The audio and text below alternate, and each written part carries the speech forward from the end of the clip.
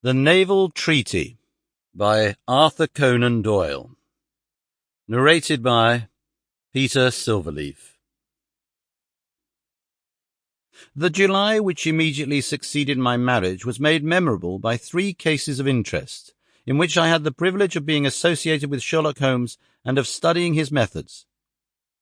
I find them recorded in my notes under the headings of The Adventure of the Second Stain, The Adventure of the Naval Treaty, and The Adventure of the Tired Captain.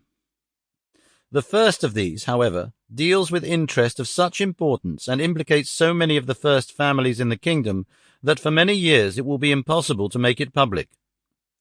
No case, however, in which Holmes was engaged has ever illustrated the value of his analytical methods so clearly, or has impressed those who were associated with him so deeply. I shall retain an almost verbatim report of the interview in which he demonstrated the true facts of the case to Monsieur Dubec of the Paris police and Fritz von Waldbaum, the well-known specialist of Danzig, both of whom had wasted their energies upon what proved to be side issues. The new century will have come, however, before the story can be safely told. Meanwhile, I pass on to the second on my list, which promised almost at one time to be of national importance, and was marked by several incidents which give it a quite unique character. During my school days I had been intimately associated with a lad named Percy Phelps, who was of much the same age as myself, though he was 2 classes ahead of me. He was a very brilliant boy and carried away every prize which the school had to offer, finished his exploits by winning a scholarship which sent him on to continue his triumphant career at Cambridge.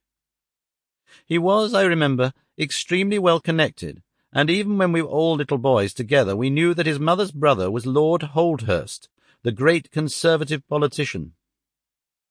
This gaudy relationship did him little good at school. On the contrary, it seemed rather a piquant thing to us to chevy him about the playground and hit him over the shins with a wicket. But it was another thing when he came out into the world.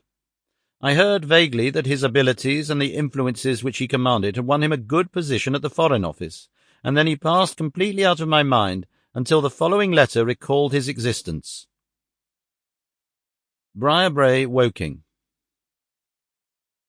My dear Watson, I have no doubt that you can remember Tadpole Phelps, who was in the 5th form when you were in the 3rd.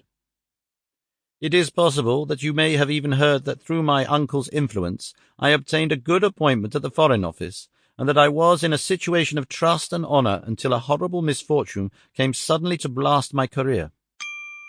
Sample complete. Ready to continue?